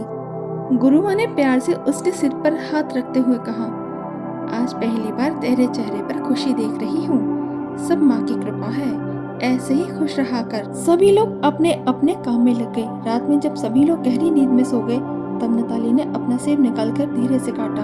उसमें से पर्ची को निकालकर उसने पढ़ा। पढ़ते ही उसकी आंखों में चमक आ गई। नताली ने वो पर्ची मुंह में रखी और चबा गई। उसके बाद अपना सेब खाकर सो गई। सुबह जब सबने पूछा, करीना तुमने अपना फल कब खाया? जब हम उठे तब तो तुम सो रही थी। नताली ने कहा, मैं तो अब सबसे पहले उठ गई थी। उन योगी जी ने तो मुझे बहुत छोटा सा फल दिया था ना, इसलिए मैंने उसे जल्दी से खाया और दोबारा से सो गई। कुछ दिन ऐसे ही निकल गए। एक दिन सुबह 4 बजे जब सभी सो रहे थे, अचानक से नताली की आवाज गुरु माँ को सुनाई दी। वो उठकर उसके पास गई। उन्होंने देखा करीना नींद में बड़बड़ा रही थी। वो किसी को रोकने की कोशिश कर रही थी। बाबा रुक जाओ, बाबा मत जाओ, बाबा हमें छोड़कर मत जाओ, रुक जाओ बाबा, आप जो कहेंगे गुरु माँ वही करेंगी। बाबा रुक जाओ, बाबा रुक जाओ, मत जाओ हमें छोड़कर बाबा। उसके चेहरे से परेशानी साफ नजर आ रही थी। गुरु माँ ने आवाज देकर उसे उठाने की कोशिश की। करीना उठो, क्या हुआ बेटा? करीना। एक दो आवाज में ही नताली घबराती हुई उठकर बैठ गई। उसकी सांसें ऐसे फूल रही थी जैसे वो कहीं दौड़ लगाकर आई हो। गुरु माँ ने उसे सीने से लगाकर पूछा, क्या हुआ करीना? लगता है तुमने कोई डरावना सपना देख लिया। शोर सुनकर सभी लोग भी उठकर वहां आ गए थे। थोड़ी देर बाद जब वो सामान्य हुई तब उसने बताया, वो योगी जी जिन्होंने हम सभी को फल दिए थे, वो कह रहे थे कि तुम्हारी गुरु माँ तुम्हें यहाँ से कहीं और भेजने वाली हैं। जिस दिन वो तुम्हें यहाँ से कहीं और भेजेंगी उस दिन से उनकी अमावस्या की काली रात शुरू हो जाएगी। अगर वो चाहती हैं कि सब कुछ सही रहे तो वो तुम्हें खुद से दूर ना करे। गुरु माँ इतना बोलकर वो चले गए। मैं उन्हें पुकारती रही मगर वो मेरे देखते ही देखते एक रोशनी में गायब हो गए। नताली के सपने ने सभी को सोचने पर मजबूर कर दिया। एक ने कहा, गुरु माँ मैंने सुना है कि सुबह का देखा सपना सच होता है। गुरु माँ ने कहा, चुप रह, कुछ नहीं होता इन सपनों से। ये उनके बारे में सोचकर सो गई होगी, इसीलिए ऐसे ऐसा सपना दिखा है। अभी थोड़ी देर में ठीक हो जाएगी। जाओ अपना अपना काम करो। उधर कनब ने पुजारी जी के कहे अनुसार सारी व्यवस्था कर ली थी। कनब ने पुजारी जी से पूछा, बाबा आप कहते हो इंसान को कभी झूठ नहीं बोलना चाहिए, मगर आपने मेरे लिए इतना बड़ा झूठ क्यों बोला? पुजारी जी ने कहा, ये बात सही है कि जहाँ तक हो इंसान को झूठ का सहारा नहीं लेना चाहिए, मगर जब किसी की भलाई के लिए झूठ बोला जाता है तो वो झूठ नहीं होता। धीरे धीरे करके 15 दिन भी निकल गए। इधर गुरु माँ ने करीना यानी नताली को भेजने का प्रबंध कर दिया था। नताली आज बहुत उदास थी। वो बार बार गुरु माँ से कह रही थी, गुरु माँ मुझे आप लोगों की चिंता हो रही है, कहीं मेरा वो सपना सच न हो जाए। गुरु माँ ने उसे समझाया, करीना ऐसा कुछ भी नहीं होगा, तू आराम से जा। गुरु माँ ने उसे गाड़ी में बैठाकर रवाना कर दिया। नताली को गए अभी आधा घंटा भी नहीं हुआ था। जो लोग नताली को लेकर जा रहे थे, अचानक उनके पास गुरु माँ का फोन आया। आप लोग जहाँ भी हैं तुरंत करीना को लेकर वापस आ जाओ, एक बहुत जरूरी काम है। वो लोग नताली को लेकर वापस आ गए। यहाँ आकर नताली ने देखा सभी लोग अपना पेट पकड़कर करहा रहे हैं। बहुत बुरा हाल हो गया था सभी का। नताली ने गुरुमा से पूछा, ये सब क्या हो गया इन लोगों को गुरुमा? गुरुमा ने नताली के सामने हाथ जोड़कर कहा, मुझे माफ कर दे करीना, मैंने तेरे सपने को तेरी गलतफहमी कहा, मैं तुझे समझ नहीं पाई। देख, तेरे जाते ही पता नहीं इन सबको क्या हो गया है। तू थी तब तक तो ये सब अच्छी खासी थी। मैंने पुजारी जी से फोन पर अभी अभी बात की। उन्होंने बताया कि तेरा सपना सच था। उन्होंने ही कहा था मुझसे कि तू जहाँ भी है वहाँ से तुझे बुलवा लिया जाए, तू ही इन सबको ठीक कर सकती है। पुजारी जी ने कहा है अगले 4 महीने तक तुझे हमारे ही साथ रहना होगा। अब तू जल्दी कर, कुछ भी करके इन सबको ठीक कर दे। इन सब की तकलीफ मुझसे नहीं देखी जा रही। नताली मन ही मन मुस्कुरा रही थी। वो फटाफट से किचन में गई और दवाई बनाकर ले आई। नताली को इस बीमारी की दवा पहले से ही पता थी, क्योंकि ये बीमारी भी तो उसी की दी हुई थी ना। आज का खाना नताली ने अपने हाथों से परोसा था सभी के लिए। उसने कुछ लोगों को और खुद को छोड़कर सभी के खाने में कुछ ऐसा मिला दिया जिससे सभी के पेट में दर्द हो गया। नताली ने खाना नहीं बनाया था। अगर खाने में कुछ गड़बड़ थी तो खाना तो सबने एक साथ खाया था, तो दर्द तो सभी के पेट में होना चाहिए। मगर ऐसा तो कुछ भी नहीं था, इसलिए नताली पर किसी को जरा सा भी शक नहीं हुआ। नताली ने अपनी बनाई हुई दवा पानी में घोलकर सबको पिला दी। थोड़ी देर बाद सभी लोग सो गए और जो लोग नताली को लेने आए थे गुरुमा ने उनसे क्षमा मांग के उन्हें वापस भेज दिया। धीरे धीरे सब वैसे ही चलने लगा जैसे पहले था। इधर कनव को थोड़ा समय मिल गया था अपनी नताली को आजाद कराने के लिए। नताली उन लोगों के साथ लोगों के घरों में बधाई मांगने जाती। धीरे धीरे 2 महीने पूरे हो गए। सब कुछ बहुत अच्छा चल रहा था। गुरुमा और बाकी सब नताली से बहुत खुश रहते थे, क्योंकि जब भी नताली बधाई मांगने उनके साथ जाते उन्हें 2 गुना फायदा होता था। लोग अलग से पैसे देकर नताली से गाना सुनते थे। एक दिन अचानक नताली की आवाज चली गई। गाना गाना तो दूर, वो बोल भी नहीं पा रही थी। सभी लोग परेशान हो गए। ऐसे ही बिना वजह आवाज का चले जाना, ऐसा कैसे हो सकता है? नताली का भी रो रो कर बुरा हाल हो गया था। उसे ऐसा लग रहा था जैसे किसी ने उसके गले को रस्सी से कसकर बांध दिया हो। गुरुमा उसे लेकर कई डॉक्टरों के पास गई, मगर कोई फायदा नहीं हुआ। आखिरकार परेशान होकर उन्होंने पुजारी जी से संपर्क किया। पुजारी जी ने कहा, तुम उसे लेकर यहाँ आ जाओ, हम देख लेंगे। गुरुमा नताली को लेकर मंदिर आ गई। पुजारी जी ने ध्यान लगाकर बताया, इसकी ग्रह बहुत ज्यादा खराब चल रही है इस समय। इसकी जिंदगी और मौत का सवाल है। शुक्र मनाओ कि सिर्फ आवाज ही गई है इसकी, वरना गला कट जाना था इसके ग्रह के मुताबिक। इसमें डॉक्टर या वैद्य कोई कुछ नहीं कर पाएगा। इसका इलाज स्वयं इसे करना पड़ेगा। गुरुमा ने परेशान होते हुए पूछा, मैं समझी नहीं पुजारी जी, करीना अपना इलाज ये कैसे संभव है? देखिए इसकी तरफ, ये बेचारी तो खुद परेशान है। पुजारी जी ने कहा, हर समस्या का समाधान होता है। मैं एक मंत्र बताऊंगा, उस मंत्र का जाप इसे मन ही मन करना है। मगर वो जाप थोड़ा कठिन है, आसानी से नहीं होता। गुरुमा ने कहा, आप बताइए तो पुजारी जी, करीना जरूर करेगी ना मेरी बच्ची? उन्होंने नताली से पूछा तो नताली ने बेबसी से अपना हाँ में सिर हिलाया। पुजारी जी ने कहा, ये जाप इसे धीरे धीरे करके बढ़ाना होगा। पहली बात तो ये कि इस मंत्र का जाप बिल्कुल सुनसान जगह पर करना होगा। इसके आसपास उस समय कोई भी ना हो, वरना आज जो इसकी हालत है, इससे भी जाप करते समय इस पर किसी की नजर न पड़े। इसके लिए जमीन में गड्ढा खोद लेना जिसमें ये आराम से बैठ सके। जमीन में एक गड्ढा खोदकर उसमें एक आसन बिछाना है। फिर वहाँ पर धूप बत्ती जलानी है और एक छोटे बर्तन में गंगा जल रख लेना। मंत्र जाप से पूर्व उस जगह को और अपने आप को पवित्र कर लेना गंगा जल से। उसके बाद जप करने बैठना। जमीन में गड्ढा बनाकर उसमें आसन बिछाना, फिर वहाँ धूप बत्ती जलाना। एक छोटे से बर्तन में गंगा जल लेकर मंत्र जाप से पूर्व उस जगह को और खुद को पवित्र कर लेना। जाप करने की विधि मैं बताता हूँ। पहले दिन 1 माला करनी है, दूसरे दिन 2, तीसरे दिन 3, चौथे दिन 4, ऐसे ही करके पूरा 1 हफ्ते तक करनी है माला। इस मंत्र का असर आपको दूसरे ही दिन दिख जाएगा। गुरु माँ ने कहा, पुजारी जी, इतने बड़े शहर में ऐसी कौन सी जगह है जहाँ पर कोई आता जाता ना हो? पुजारी जी ने कहा, मेरा काम था आपको उपाय बताना, अब जगह तो आपको खुद ही ढूंढनी पड़ेगी। काफी कोशिशों के बाद आखिरकार एक जगह मिल ही गई जहाँ बहुत कम लोग आते जाते थे। दिन में तो 2-4 लोग वहाँ दिख भी जाते थे, मगर शाम होते होते वहाँ कोई नहीं होता था। गुरु माँ ने अपनी करीना के लिए सारा प्रबंध बहुत अच्छे से किया था, कोई भी कमी नहीं छोड़ी थी।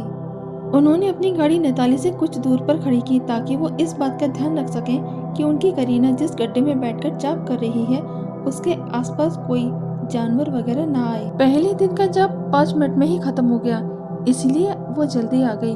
गुरु माँ ने पूछा, अरे करीना, तुम तो बहुत जल्दी आ गई।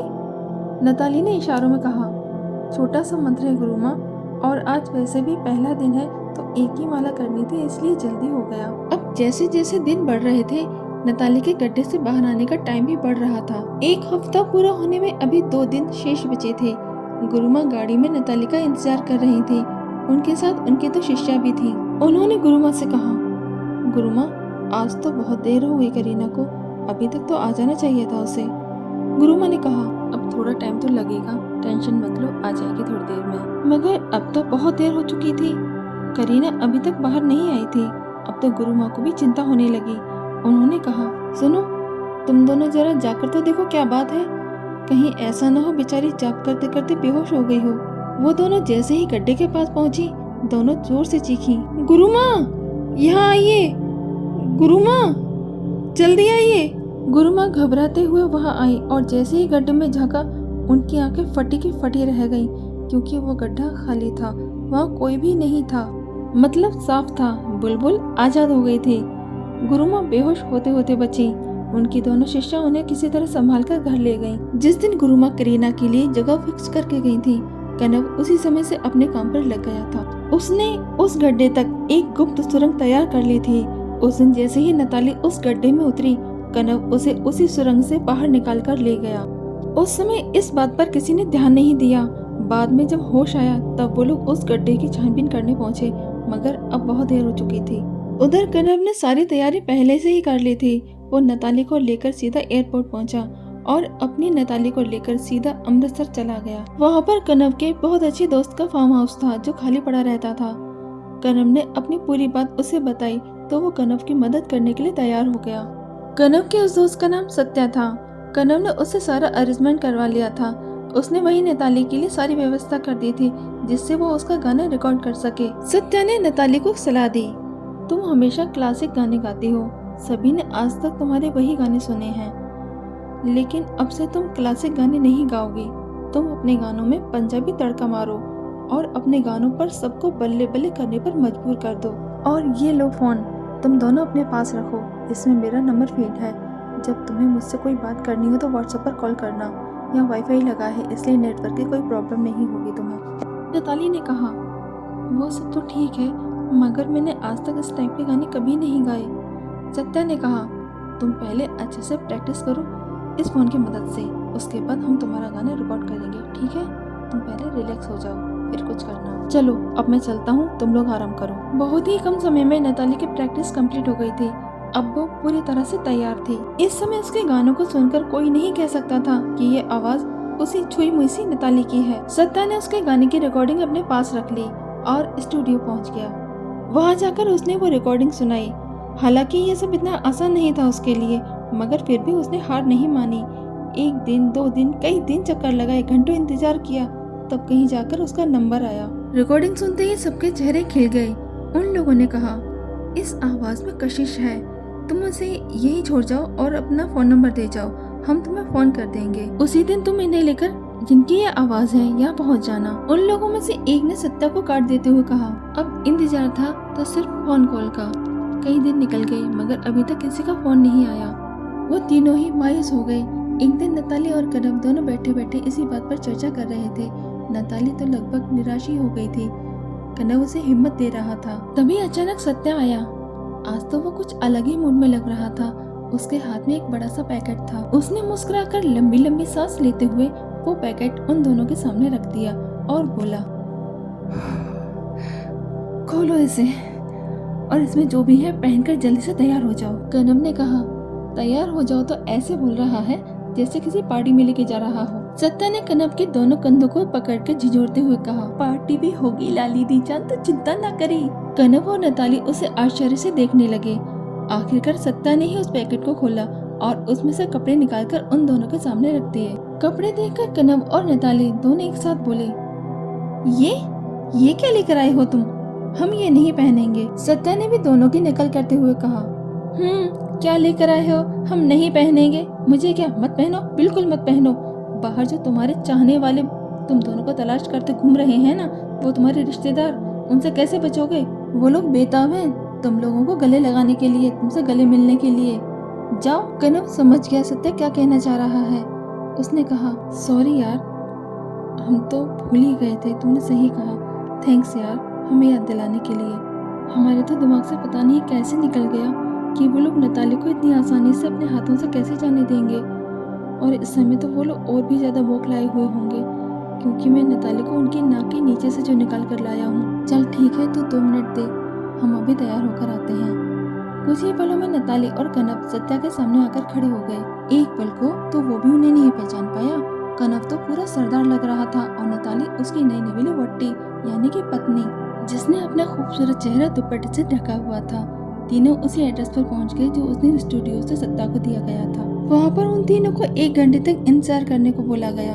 1 घंटे बाद उन्हें बुलाया गया। एक बहुत सुंदर सा कमरा था जिसमें 3-4 लोग पहले से बैठे हुए थे। इन सभी का संगीत की दुनिया में बहुत नाम था। उन लोगों ने तीनों को बैठने का इशारा किया। वो लोग कनव से या नताली से कुछ पूछ पाते उससे पहले ही सत्या बोल पड़ा, वो सर, बात ये है कि ये लोग पहली बार यहाँ आए हैं। ये मेरा दूर का रिश्ते का भाई लगता है सर। बहुत सीधे साधे लोग हैं, ये गांव से है ना, अभी नई नई शादी हुई है सर। उस दिन परचाई जी को मैंने गुनगुनाते सुना तो मुझे लगा कि ये आवाज तो संगीत की दुनिया में धमाल मचा सकती है, इसलिए मैंने इनके कुछ गाने रिकॉर्ड किए। और उस दिन अभी सत्या की बात पूरी भी नहीं हो पाई थी, उन लोगों ने उसे घूर कर देखा और कहा, अब क्या गाना भी तुम ही गाओगे? जब से आए हो तुम बोले जा रहे हो। ठीक है, गांव के सीधे साधे लोग हैं, मगर गूंगे तो नहीं होंगे। फिर उन्होंने कनव और नताली से पूछा, नाम क्या है तुम दोनों का और कहाँ से हो? जल्दी में कनव को कुछ नहीं सूझा तो उसने अपना नाम श्रेयस और नताली का श्रेया बता दिया। नाम सुनकर वो लोग हंसने लगे और बोले, अरे भाई, तुम दोनों पति पत्नी हो या भाई बहन? ये सुनकर कनव थोड़ा सकुचा गया। उन लोगों ने कहा, माफ करना, हम लोग मस्ती कर रहे थे। फिर उन्होंने नताली से कहा, मैम आप ये घूंघट हटा सकती हैं क्या?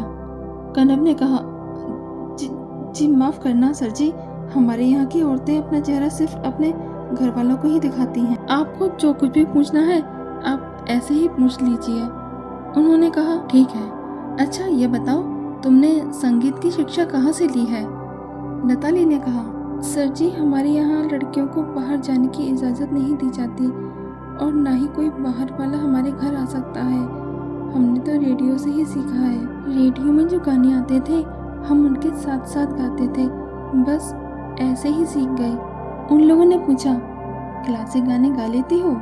नताली ने खुश होकर कहा, जी सर जी, आपको कौन सा गाना सुनना है हम सुना देंगे। उन लोगों ने एक से एक कठिन गाने दिए नताली को गाने के लिए, मगर नताली ने ऐसा सुर लगाया सभी ने दांतों तले उंगली दबा ली और एक दूसरे को देखने लगे। कनव ने पूछा, क्या हुआ सर जी, आपको अच्छा नहीं लगा? उन लोगों ने कहा, अच्छा, अरे ये तो बहुत बहुत अच्छा गाती हैं। हम तो मान ही नहीं सकते कि इन्होंने संगीत की शिक्षा नहीं ली है। ऐसा तो हो ही नहीं सकता, बिना किसी के सिखाए सुरों पर इतनी अच्छी पकड़।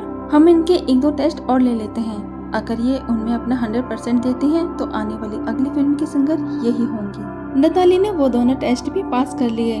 अब उसको फिल्म के लिए साइन कर लिया गया था, मगर अब यहाँ समस्या थी उसके नाम की, क्योंकि श्रेया नाम की सिंगर पहले से ही थी, इसीलिए उसका नाम श्रेया से बदलकर काशवी रख दिया गया। ऐसे ही धीरे धीरे करके उसे 1 से 2 और 2 से 4 फिल्में मिलने लगी, मगर अभी तक उसका घूंघट नहीं हटा था। लोग बेताब थे ये देखने के लिए कि जिसकी आवाज इतनी सुंदर है वो खुद कैसी है। जितने मुंह उतनी बातें। कोई कहता, अरे कहीं सत्यम शिवम सुंदरम की तरह तो नहीं है, इसलिए अपना चेहरा छुपाए रखती है।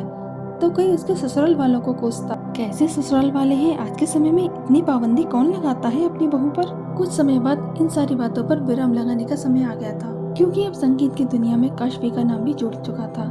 उसका नाम भी बहुत सम्मान से लिया जाता था। उसने कई पुरस्कार भी जीत लिए थे।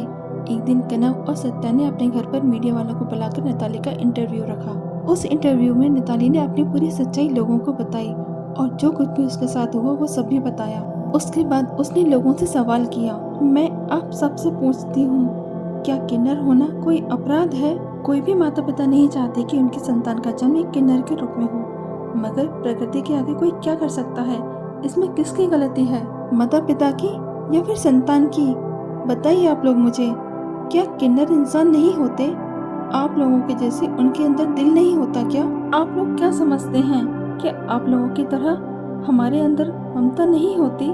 आप लोग हमें खुद से अलग क्यों समझते हैं, सिर्फ एक जेंडर की वजह से? आज मैं आप सबको बताती हूँ, हाँ मैं हूँ एक किन्नर और इस बात का मुझे कोई भी मलाल नहीं है। ठीक है, मैं मानती हूँ प्रकृति ने मुझसे मेरा अस्तित्व छीनकर मुझे इस दुनिया में भेजा, मगर ईश्वर ने कनव के रूप में मुझे एक ऐसा जीवन साथी दे दिया जिसने मुझे कभी भी मेरी कमी का एहसास होने नहीं दिया। हम किन्नरों को आप लोगों से कुछ भी नहीं चाहिए, सिर्फ आप लोगों का प्यार और अपनापन चाहिए। हम भी आप ही की तरह इंसान हैं, दर्द हमें भी होता है, आंसू हमारे भी निकलते हैं। अगर आप लोग चाहें कि मैं आगे भी गाती रहूं, तो अपना आशीर्वाद मेरे ऊपर बनाए रखना। तो दोस्तों, कैसी लगी आपको ये कहानी? कमेंट करके ज़रूर बताएं। और दोस्तों, इस कहानी को लिखते समय अगर मुझसे कोई गलती हो गई हो, कृपया मुझे क्षमा कर दें और मेरे चैनल स्टोरी टेलिंग को सब्सक्राइब करना ना भूलें।